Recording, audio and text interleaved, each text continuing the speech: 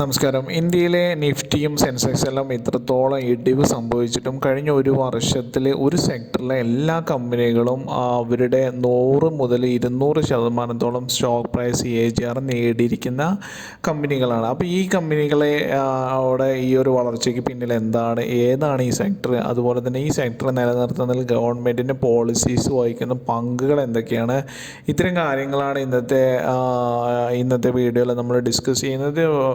ഈ ഒരു സെക്ടർ മറ്റൊന്നുമല്ല, സെക്ടറിൻ്റെ പേര് EMS എന്നാണ്, electronic manufacturing and service sector. അപ്പോൾ ഇതുമായി ബന്ധപ്പെട്ട് ഗവൺമെൻറ് ഏറ്റവും ലേറ്റസ്റ്റ് ആയിട്ട് വെച്ചിരിക്കുന്ന ഒരു പ്രഖ്യാപനം എന്ന് പറയുന്നത് government to offer up to $5 billion in incentive to local electronics firms wean off ചൈനയിൽ നിന്ന് ഒരു എന്താ പറയുക, നമ്മൾ ഇമ്പോർട്ട് മറ്റും കുറയ്ക്കുന്നതിന് വേണ്ടി നമ്മളുടെ ലോക്കൽ കമ്പനികളെ ഇലക്ട്രോണിക്സ് മേഖലയിൽ മുന്നേറുന്നതിന് വേണ്ടി കമ്പനി ഒരു 5 ബില്യൺ ഇൻസെൻറ്റീവ് പ്രോഗ്രാംസ് ഡിക്ലെയർ ചെയ്യുന്നു എന്നാണ് ഇതുമായി ബന്ധപ്പെട്ട് പറയുന്നത്. ഈ ഒരു വാർത്ത വന്നിരിക്കുന്നത് November 22, 2024 4 PM ഓൺവേർഡ്സ് ആണ് വന്നിരിക്കുന്നത്. India is planning to offer up to 5 billion in incentives to local electronics companies. The goal is to boost domestic production of components for devices like mobile and laptop. The initiative aims to reduce reliance on imports, particularly from China, and strengthen India's position in the global electronic market. അപ്പോൾ ഈ ഒരു വാർത്ത വായിക്കുമ്പോൾ തന്നെ എല്ലാവർക്കും അത് clear ആയിട്ടുണ്ടാവും. അതായത് ഈ ഇലക്ട്രോണിക് മാനുഫാക്ചറിങ് സെക്ടറുമായി ബന്ധപ്പെട്ട്, അതായത് മൊബൈൽ മുതൽ ലാപ്ടോപ്പ് വരെയുള്ള അതുപോലത്തെ ഇത്തരം കമ്പനികളിലുണ്ടാകുന്ന ഇലക്ട്രോണിക്സ് ചിപ്സ് മറ്റു കാര്യങ്ങളെ എല്ലാ കോമ്പണൻസും ഇന്ത്യയിൽ തന്നെ നിർമ്മിക്കാൻ വേണ്ടി ഇന്ത്യൻ കമ്പനികൾക്ക് കൊടുക്കുന്ന ഇൻസെൻറ്റീവ് കൊടുക്കും എന്നാണ് പറയുന്നത്. അല്ലെങ്കിൽ ആ കമ്പനികളെ പ്രോത്സാഹിപ്പിക്കാനുള്ള നടപടികൾ ഗവൺമെൻറ് സ്വീകരിക്കും. അപ്പോൾ ഇത് മെയിൻലി നമ്മൾ ഒരു ഇമ്പോർട്ട് കുറയ്ക്കുക, അത് especially from China, and strengthening India's position in the global electronics market. അതായത് ഇനിയൊരു നാളെ ഇന്ത്യൻ കമ്പനികൾ ഇലക്ട്രോണിക്സ് സെക്ടറിലോട്ട് കൂടുതൽ കടന്നു വരാൻ വേണ്ടിയുള്ള നടപടികളാണ് സ്വീകരിക്കുന്നത്. അപ്പോൾ ഇതുമായി ബന്ധപ്പെട്ട് നോക്കുകയാണെങ്കിൽ India's electronic production has more than doubled in the last 6 years to $115 billion in 2024, led by the growth in mobile manufacturing by global firms such as Apple and Samsung. It is now the world's 4th largest smartphone supplier. അപ്പോൾ India ലോകത്ത് തന്നെ 4ാമത്തെ വലിയ smart phone supplier ആണ്. അപ്പോൾ $115 million ഒരു productions കഴിഞ്ഞ 6 വർഷം കൊണ്ട് ഇന്ത്യയിൽ ഉണ്ടായെന്ന് പറയുമ്പോൾ, അപ്പോൾ ഈ ഒരു സെക്ടറിനെ ഇനിയും കൂടുതൽ നമ്മൾ പ്രൊമോട്ട് ചെയ്യുന്നതിന് വേണ്ടി മാത്രമാണ് അപ്പോൾ ഇത്തരം കാര്യങ്ങൾ ചെയ്തിരിക്കുന്നത്. The new scheme will incentives production of key companies like printed circuit boards that will improve domestic value addition and deepen local supply chains for range of electronic. One of the two officers said the incentives are likely to be offered under the new scheme expected to be launched in 2 to 3 months, said the officials, who asked not to be identified as the details of the scheme are not yet public.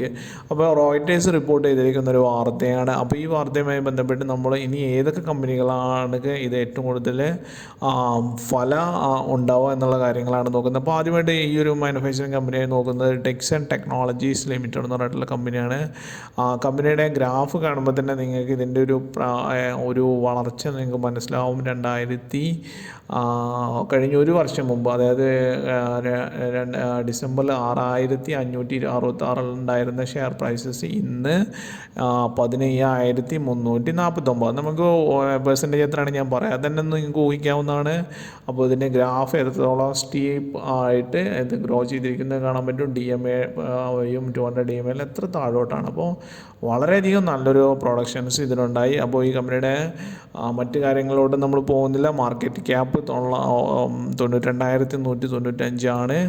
PE price training കുറച്ച് കൂടുതലാണെന്ന് കാണാൻ പറ്റും. Just നെഗറ്റീവായിട്ട് പറയാം. ലയബിലിറ്റീസും മറ്റു കാര്യങ്ങളും 92,000 ഇതിൻ്റെ market ക്യാപ്പുള്ള liabilities എല്ലാം ഇതാണ്. പക്ഷേ ROCയും ROEയും വളരെയധികം അട്രാക്റ്റീവാണ്. 29.2 ആൻഡ് 24.7. ഇനി ഇതിൻ്റെ ഒരു സ്റ്റേക്ക് പ്രൈസസ് ഇതുമായിട്ട് ബന്ധപ്പെട്ട് നോക്കുകയാണെങ്കിൽ സെയിൽസ് നോക്കൂ നിങ്ങൾ. ജൂണിൽ 6580 ആയിരുന്നു, സെപ്റ്റംബറിൽ അത് 11,534. സെയിൽസ് ഡബിൾ ആയിരിക്കുന്നു. ഓപ്പറേറ്റിംഗ് പ്രോഫിറ്റ് മാർജിൻ 4% ആണ്. ഇനി നെറ്റ് പ്രോഫിറ്റ് നോക്കാം. ജൂണിൽ ഇത് 140 ആയിരുന്നു, സെപ്റ്റംബറിൽ ഇത് 412 കോടി രൂപയായിട്ട് മാറിയിരിക്കുന്നത് കാണാൻ പറ്റും. ഓൾമോസ്റ്റ് ഡബിളായിട്ട് നെറ്റ് പ്രോഫിറ്റ് ഇൻക്രീസ് ചെയ്തിരിക്കുന്നത് കാണാൻ പറ്റും. ഇനി ഇത് ഇയർലി ബേസിസ് ആണെങ്കിലും നമ്മൾക്ക് ഇങ്ങനെ തന്നെയാണ്. പ്രോഫിറ്റ് ആൻഡ് ലോസ് ഇങ്ങനെ തന്നെയാണ് വളരെയധികം ഇൻക്രീസ് ചെയ്തിരിക്കുന്നത് കാണാൻ പറ്റും. നെറ്റ് പ്രോഫിറ്റ് 375 മാർച്ച് 2023 255 ആയിരുന്നു. ഇനി TTM ഇത് 746 ആയിട്ട് വളരെയധികം ഉയരത്തിലാണ് കിടക്കുന്നത്. ഇനി സ്റ്റോക്ക് പ്രൈസ് AGR നോക്കുകയാണെങ്കിൽ ലാസ്റ്റ് 1 ഇയർ 191% ആയിട്ട് ഇൻക്രീസ് ചെയ്തിരിക്കുന്നത് കാണാൻ പറ്റുന്നതാണ്. ഇനി അടുത്തതായിട്ട് കാണുന്നത് നമുക്ക് ആംബർ എൻ്റർപ്രൈസസ് ആണ്. ആംബർ എൻ്റർപ്രൈസസും ഇതുപോലെ തന്നെ ഗ്രാഫ് നോക്കുകയാണെങ്കിൽ വളരെയധികം ഉയരങ്ങളിലോട്ട് എത്തിയിരിക്കുന്നത് കാണാൻ പറ്റും. അപ്പോൾ ഇവരുടേതും ഇതുപോലെ തന്നെ 21,892 കോടി രൂപയുടെ മാർക്കറ്റ് ക്യാപ്പാണ്. കറണ്ട് ലയബിലിറ്റീസ് കുറച്ചുണ്ട്. ROCയും ROEയും 10.2 അതുപോലെ 6.74 ആണ്. അത്ര ഇമ്പ്രൂവ്ഡ് അല്ല, അത്ര എന്താ പറയുക ആശ്വാസമായ കാര്യങ്ങളല്ല. പ്രൈസ് ട്രേഡിങ് വളരെയധികം ഉയരങ്ങളിലാണ്. നെഗറ്റീവായിട്ട് തന്നെ നമുക്ക് പറയാൻ പറ്റും. 118 രൂപയാണ് PE റേഷ്യോ. ഇനി ഇതിൻ്റെ ഗ്രാഫ് വളരെയധികം ഉയരങ്ങളിലാണ്. ഇനി നമുക്ക് സെയിൽസും മറ്റു കാര്യങ്ങളും ജസ്റ്റ് ഒന്ന് ഇതായിട്ട് പോവുകയാണെങ്കിൽ ജൂണിൽ സെപ്റ്റംബറിൽ സെയിൽസ് ഡിക്രീസ് ചെയ്തിരിക്കുന്നത് കാണാൻ പറ്റുന്നതാണ്. പക്ഷേ നെറ്റ് പ്രോഫിറ്റും ഡിക്രീസ് ചെയ്തിട്ടുണ്ട്, ഇത് കാണാൻ പറ്റുന്നുണ്ട് ഇതിൽ. ബട്ട് എന്നിരുന്നാലും ഇതിൻ്റെ ഒരു സ്റ്റോക്ക് പ്രൈസ് AGR കഴിഞ്ഞ ഒരു വർഷം 99% ആയിട്ട് ഇൻക്രീസ് ചെയ്തിരിക്കുന്നത്. ഇനി ഞാൻ പറയാൻ വിട്ടുപോയ മറ്റൊരു കമ്പനിയാണ് കെയ്നസ് ടെക്നോളജി എന്നുള്ള കമ്പനി. കെയ്നസ് ടെക്നോളജിയുടെ കമ്പനിയുടെ മാർക്കറ്റ് ക്യാപ്പ് 37,477 ആണ്. ഇതും ഈ ഒരു കമ്പനിയുടെയും ഗ്രാഫ് നോക്കുകയാണെങ്കിൽ, മാക്സിമം ഗ്രാഫ് നോക്കുകയാണെങ്കിൽ വളരെയധികം ഉയരങ്ങളിലോട്ട് പൊയ്ക്കൊണ്ടിരിക്കുന്ന ഒരു കമ്പനിയാണെന്ന് കാണാൻ പറ്റും. ഒരു വർഷം കൊണ്ടുണ്ടായിരുന്ന ഇതിൻ്റെ സ്റ്റോക്ക് പ്രൈസ് AGR എന്ന് പറയുന്നത് 139% ആണ്. സ്റ്റോക്ക് പ്രൈസ് AGR 1 ഇയർ 139% ആണെന്ന് കാണാൻ പറ്റും കെയ്നസ് ടെക്നോളജി. ഇനി PG ഇലക്ട്രോപ്ലാസ്റ്റ് കമ്പനി ലിമിറ്റഡ് എന്ന് പറഞ്ഞിട്ടുള്ള കമ്പനിയും 17,900 മാർക്കറ്റ് ക്യാപ്പുള്ള കമ്പനിയാണ്. സ്റ്റോക്ക് പ്രൈസസ് PE ഹയർ ആണ്, 93% ആണ്. ഇനി ഇതിൻ്റെ ഒരു ഗ്രാഫ് ആണെങ്കിലും വളരെയധികം എത്ര ഉയരങ്ങളിലോട്ട് എത്ര പെട്ടെന്ന് കുത്തനെയുള്ളൊരു ഗ്രാഫായിട്ട് തന്നെ നമുക്കിത് കാണാൻ പറ്റുന്നതാണ്. അപ്പോൾ ഈ സ്റ്റോക്ക് പ്രൈസ് PE നിങ്ങൾ എപ്പോഴും നോക്കേണ്ടിയിരിക്കുന്ന കാര്യമാണ്. പക്ഷേ അവർക്ക് വലിയൊരു ഓർഡർ ബുക്ക് ഉണ്ടെന്നുള്ളതും നമുക്ക് കാണാൻ പറ്റുന്നതാണ്. ഇനി ഇതിൻ്റെ ഒരു സ്റ്റോക്ക് പ്രൈസ് AGR നോക്കുകയാണെങ്കിൽ ലാസ്റ്റ് 1 ഇയർ 187% ആണെന്ന് കാണാൻ പറ്റും. ഇനി ഇതുമായി ബന്ധപ്പെട്ടുള്ളത് ജീനസ് പവർ ഇൻഫ്രാസ്ട്രക്ചർ ലിമിറ്റഡ് എന്നാണ്. 12,601 കോടി രൂപയുടെ മാർക്കറ്റ് ക്യാപ്പ്. ഗ്രാഫ് നോക്കൂ, ഗ്രാഫ് വളരെയധികം കുത്തനെ പോയിട്ടുള്ള ഗ്രാഫാണ്. ഈ ഗ്രാഫിൻ്റെ ഇതുമായി ബന്ധപ്പെട്ടുള്ള സ്റ്റോക്ക് പ്രൈസസ് AGRഉം കഴിഞ്ഞ ഒരു വർഷം 71% ആണെന്ന് കാണാൻ പറ്റും. ഇനി അടുത്ത EMS സെക്ടറുമായി ബന്ധപ്പെട്ടുള്ളത് PG ഇലക്ട്രോപ്ലാസ്റ്റ് എന്ന് പറഞ്ഞിട്ടുള്ള കമ്പനിയാണ്. ഈ കമ്പനിയുടെയും സ്റ്റോക്ക് പ്രൈസസ് നമ്മൾ കണ്ടു, വളരെയധികം ഉയരങ്ങളിലോട്ട് പോയിക്കൊണ്ടിരിക്കുന്ന കമ്പനി. ഇതിൻ്റെ സ്റ്റോക്ക് പ്രൈസ് ഇയർ 187% ആണ് കാണാൻ പറ്റുന്നതാണ്. ഇനി അവലോൺ ടെക്നോളജീസ് ലിമിറ്റഡ് എന്ന് പറഞ്ഞിട്ടുള്ള കമ്പനിയാണ്. ഈ കമ്പനിയും 5,666 കമ്പനിയുടെ എനർജി കമ്പനിയാണ്. ഈ കമ്പനിയുടെ സ്റ്റോക്ക് പ്രൈസ് AGR കഴിഞ്ഞ ഒരു വർഷം 79% ആയിട്ടാണ് കാണാൻ പറ്റുന്നതാണ്. ഇനി RIR പവർ ഇലക്ട്രോണിക്സ് ലിമിറ്റഡ് എന്ന് പറഞ്ഞിട്ടുള്ള മറ്റൊരു EMS സെക്ടറുമായി ബന്ധപ്പെട്ടുള്ള കമ്പനിയാണ്. മാർക്കറ്റ് ക്യാപ്പ് ചെറിയ കമ്പനിയാണ്, 2,264 കോടി രൂപയുടെ മാർക്കറ്റ് ക്യാപ്പുള്ള കമ്പനിയാണ്. ഈ കമ്പനിയുടെ പ്രൈസ് ട്രേഡിംഗ് റേഷ്യോ വളരെയധികം ഉയരങ്ങളാണ്, 298% ആണ്.